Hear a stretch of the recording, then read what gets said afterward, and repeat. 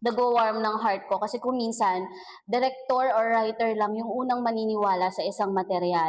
Pumasok kasi ako sa pagpipelikula nang hindi ko iniisip na babae ako.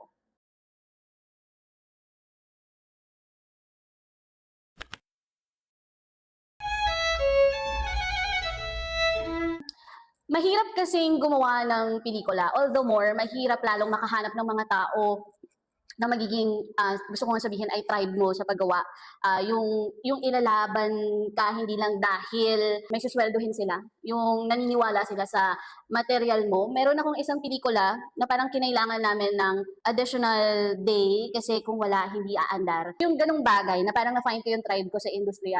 Kasi nga, kung hindi yun basta-basta, pwede nilang iwan yun sa'yo. Ikaw na direct, ikaw na lang ako mausap. Pero dahil deeply parang involved sila dun sa paggawa and naniniwala sila dun sa material, nilaban nila with me. So I guess yun yung isa sa mga nagwa-warm ng heart ko kasi kung minsan, director or writer lang yung unang maniniwala sa isang material. Tapos ang hirap-hirap makahanap ng mga taong katulad mo ng pusong binibigay dun sa pelikula. And pag nahanap mo yung mga taong yun na parang sing obsessed, sing mahal nila yung ginagawa mo,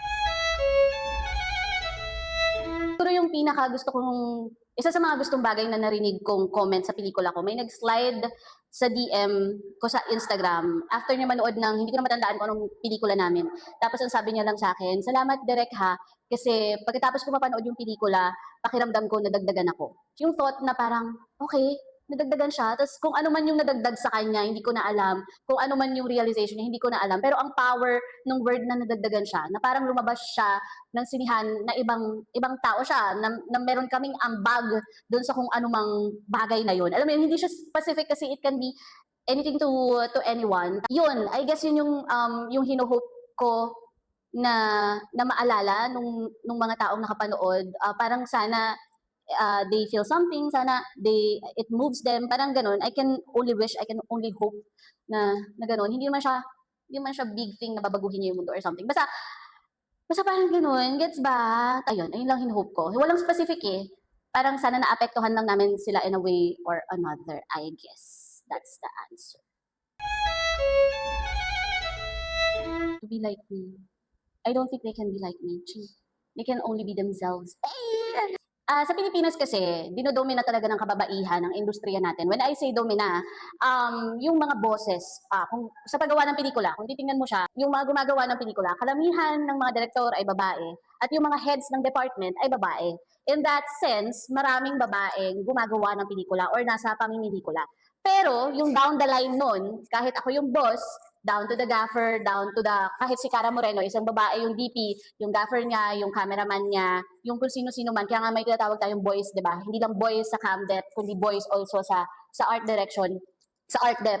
Mas marami pa rin sila. So parang, yes, it's woman-led, pero it still is a male-dominated thing. Parang ganon. Ang masasabi ko lang sa mga kababaihan, like me, na gustong i-pursue yung filmmaking ay ang pangit, kasi alam kong tungkol sa gender ang inyong thesis, pero pumasok kasi ako sa pagpipelikula nang hindi ko iniisip na babae ako. Ganon siya. Parang hindi ko siya dama, hindi ko siya naramdaman. Pumasok ako bilang isang tao na meron akong stories na gusto kong ikwento. At nagkataon lang na babae ako. I feel ganun. Pero hindi ko minamaliit yung mga filmmakers out there na forefront yung gender nila, yung gusto nilang ikwento tungkol sa pagkatao at pagkababae nila, by all means go. Go tayo dyan. Pero ako, kung coming sa danas ko, hindi ko naisip na babae ako, hindi ko naisip na disadvantage na babae ako. Basta meron lang akong daladalang stories na gusto kong ikwento. Ganon siya, ganon, yun yung driving force para sa akin. Doon ako talaga nagsimula. Araw-araw, habang gumagawa kayo ng pelikula or nandito kayo sa gantong klaseng trabaho, makakahanap kayo ng mga dahilan para sumuko. Pasusukuin at pasusukuin kayo ng industriyang ito.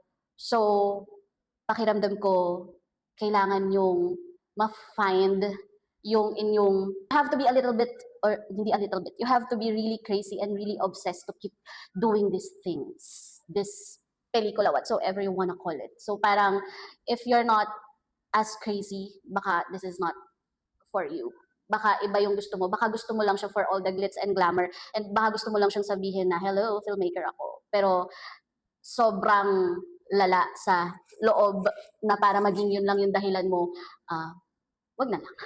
Parang find na lang another job or something. Hindi ka tatagal. Kung gusto mo lang ng filmmaker, writer, director, a film by na byline. Ang bakla, hindi. Bahala ka sa buhay mo.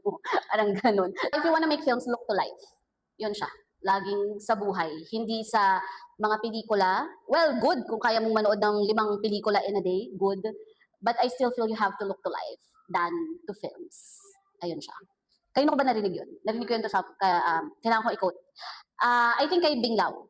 Sinabi daw ni Bing Lao na kung gusto mo magsulat, huwag kang manood ng pelikula, huwag kang magbasa ng script, mabuhay ka or makinig ka sa buhay. Yun din yung sinasabi sa akin ni Sir Ricky with sa Trip to Quiapo, Ricky Lee, na hindi ka tuturuan ng librong ito magsulat, buhay ang gagawa nun. So, parang ang liit-liit niyang thing, pero ang hirap-hirap niyang gawin talaga if susubukan mo. So, ayun yun siya!